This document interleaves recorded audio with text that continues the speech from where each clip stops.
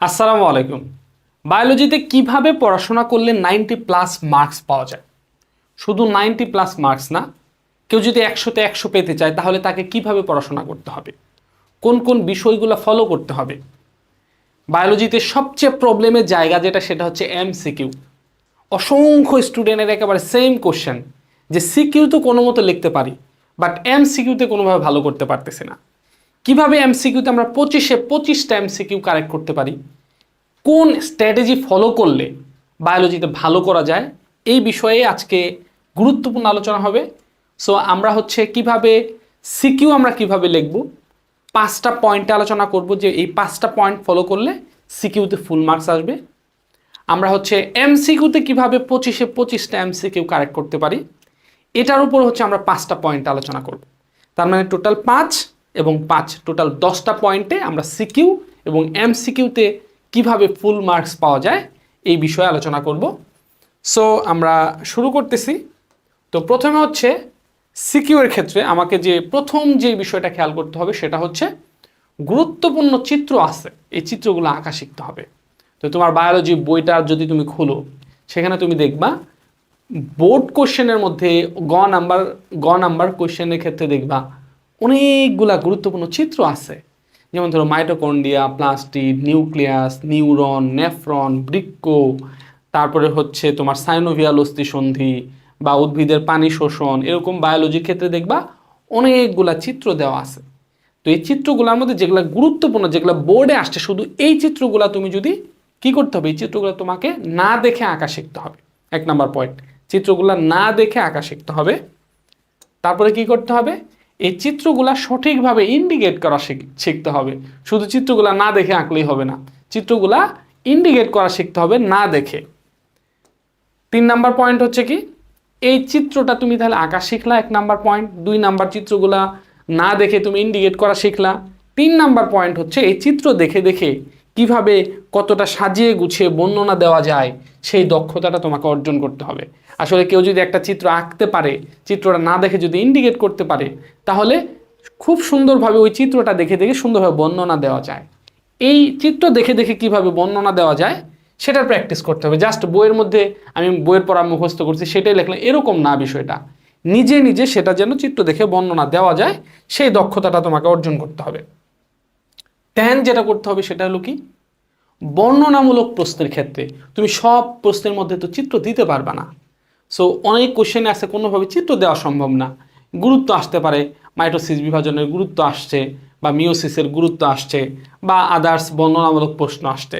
তো সেটার ক্ষেত্রে আমরা যেটা করব সেটা হলো, চেষ্টা করব সেই কোশ্চেনের আনসারটা পয়েন্ট আকারে দেওয়ার জন্য চেষ্টা করব।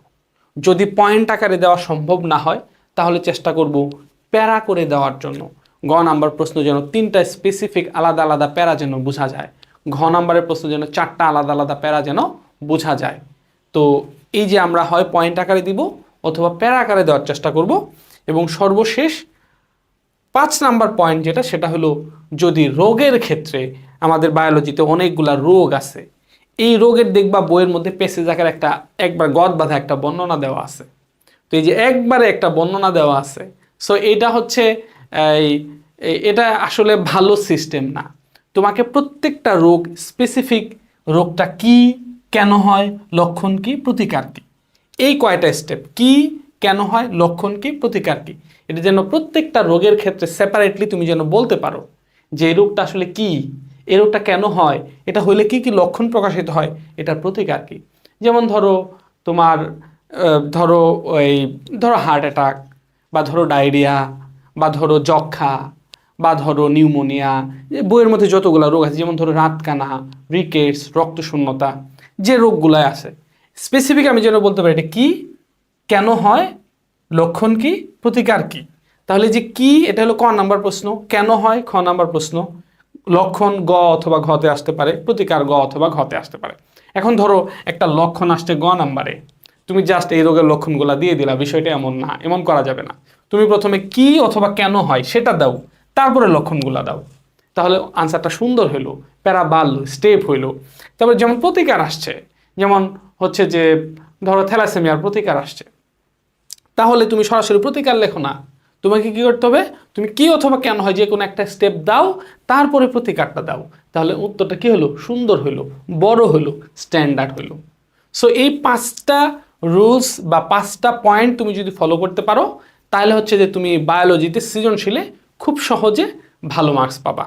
সো এই 5টা পয়েন্ট তো ফলো করবা, পাশাপাশি তুমি যদি এমন কিছু চাও যেটা তোমাকে হচ্ছে একেবারে সুন্দরভাবে সাজিয়ে গুছিয়ে দেওয়া হয়েছে, তাহলে সরাসরি রকমারি.com-এ গিয়ে সহজ বায়োলজি একটা বই আছে আমার লেখা, নবম দশম শ্রেণীর সহজ বায়োলজি। এই বইটা যদি সংগ্রহ করে না থাকো তাহলে বইটা সংগ্রহ করতে পারো। তাহলে তোমার সিকিউ মানে সৃজনশীলের ক্ষেত্রে একটা সৃজনশীলে 10-এ 10 পাওয়ার যে মিশন, প্রত্যেকটা সৃজনশীলে 10-এ 10 পাওয়ার যে তোমার যাত্রা, তোমার যে মিশন, এটাকে এই বইটা একেবারে স্মুথ করে দিবে, সহজ করে দিবে। আচ্ছা, এবার আসা যাক হচ্ছে এমসিকিউর ক্ষেত্রে আমরা কিভাবে এমসিকিউতে ফুল মার্কস পেতে পারি, এক্স্যাক্টলি একেবারে 25-এ 25 পেতে পারি, সেই বিষয়টা আমরা একটু দেখি। প্রথমে হচ্ছে তোমাকে যেটা করতে হবে, তুমি যদি অধ্যায় ভিত্তিক যদি পড়ো, একটা অধ্যায় তুমি 2-3 বার রিডিং পড়বা খুব ভালোভাবে, কয়েকবার অধ্যায়টা কি করতে হবে, খুব ভালোভাবে রিডিং পড়তে হবে, এটা হলো প্রথমে।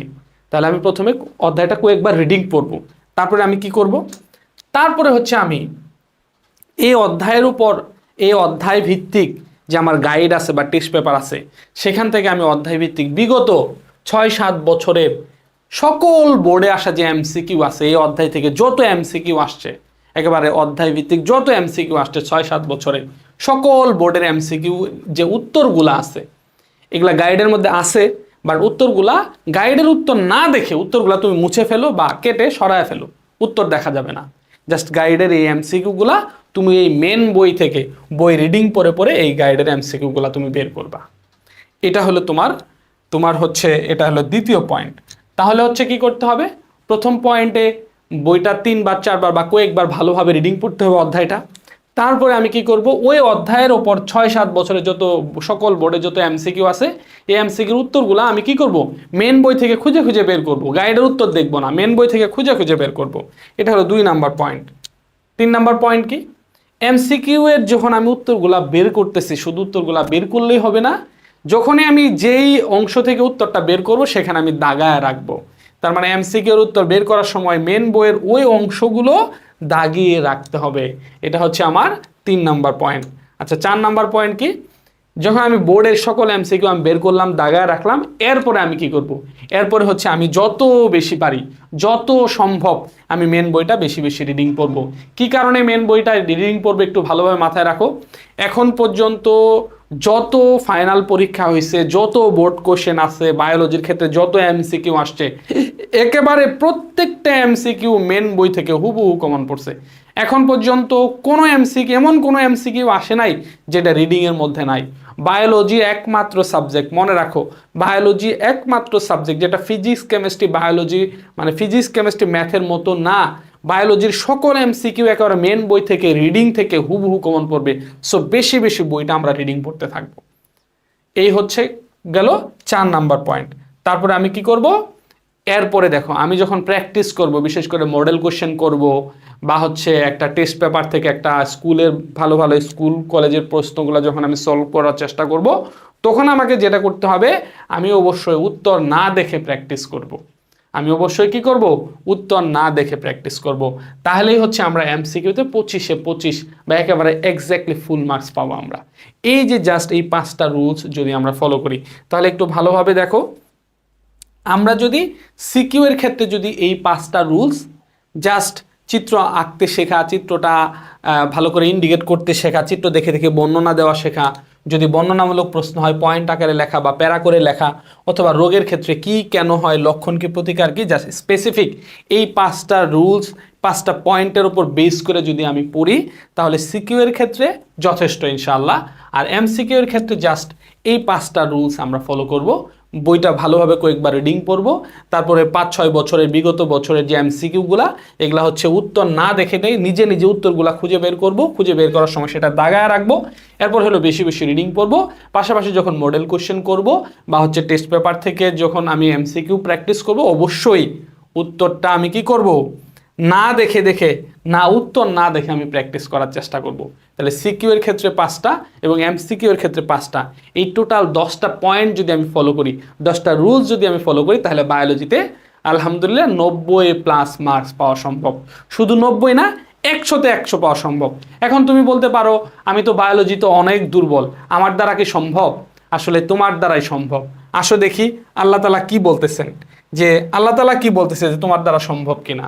শুধু বায়োলজি না, ফিজিক্স, কেমিস্ট্রি, ম্যাথ, প্রত্যেকটা সাবজেক্টের ক্ষেত্রে, শুধু প্রত্যেকটা সাবজেক্ট পড়াশোনার ক্ষেত্রে না, তোমার লাইফের প্রত্যেকটা সেক্টরে আসলে তোমার দ্বারা সম্ভব কিনা। চলো আল্লাহ তাআলা দেখি কোরআনের মধ্যে কি বলে। সূরা নাজমের 24 নম্বর আয়াতে আল্লাহ বলতেছে, মানুষ যা চায় তাই কি সে পায়? আসলে মানুষ যা চাচ্ছে, অদ্ভুত মনে হচ্ছে, হ্যাঁ তাকে আসলে সে পাবে? আল্লাহ তাআলা প্রশ্ন করতেছে। আবার আল্লাহ তাআলা নিজেই সেই প্রশ্নের উত্তর দিচ্ছে সূরা নজমের 39 নম্বর আয়াতের মধ্যে। আল্লাহ তাআলা বলতেছে কি, মানুষ তাই পায় যা সে চেষ্টা করে। তার মানে মানুষ যেটা পাওয়ার জন্য চেষ্টা করে সেটা অবশ্যই পাবে, যেটার জন্য চেষ্টা করবে মানুষ সেটা পাবে। সো তুমি চেষ্টা করে আল্লাহর কাছ থেকে নিয়ে নিবা। তুমি এখন যা চাও, যার জন্য চেষ্টা করবা, যেটার জন্য চেষ্টা করবা তুমি সেটাই পাবা। কারণ আল্লাহ তাআলা বলতেছে যে মানুষ তাই পায় যা সে চেষ্টা করে। তার মানে কি, যেটার জন্য চেষ্টা করে সেটা সে পায়। সো তুমি কেন চেষ্টা করবে না? সো চেষ্টার মাধ্যমে সবকিছু সম্ভব হয়। একেবারে তোমার কাছে মনে হচ্ছে এত অল্প সময় পড়ে, এই আর তো মাত্র কয়দিন, আমি কি ভালো করতে পারবো? এই কয়দিনই তুমি হার্ড অ্যান্ড সোল ট্রাই করে দেখো, অবশ্যই তোমার দ্বারা সম্ভব। সো এই যে তোমার যাত্রাটা, তোমার জার্নিটা সহজ করে দিবে আমাদের রেদওয়ান্স মেথড। সো যে কোনো প্রয়োজনে, যে কোনো ক্ষেত্রে রেদওয়ান্স মেথডের সঙ্গে থাকো, যে কোনো প্রয়োজনে আমাদের সঙ্গে যোগাযোগ করো। আশা করি প্রত্যেকটা প্রশ্নের সমাধান তুমি পেয়ে যাবা। আল্লাহ তাআলা যদি তোমার রহমত করে, আল্লাহ তাআলা যদি সহায় হয়, তাহলে অবশ্যই অবশ্যই তোমার A+ পাওয়া সম্ভব, 90+ মার্কস পাওয়া সম্ভব, 100-তে 100 পাওয়া সম্ভব। আজকে এই পর্যন্তই। আসসালামু আলাইকুম।